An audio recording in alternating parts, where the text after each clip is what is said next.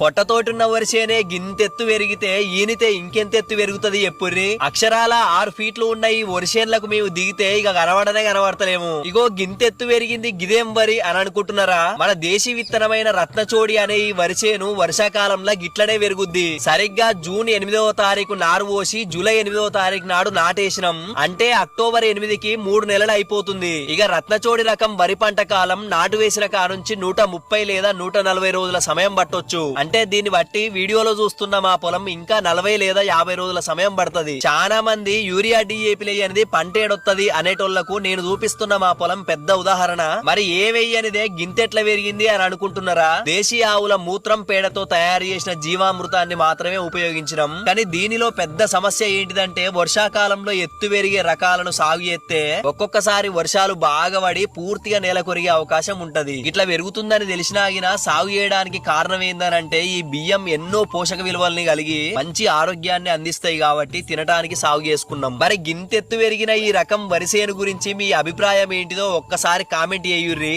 ఇక అందరికీ ధన్యవాదాలు.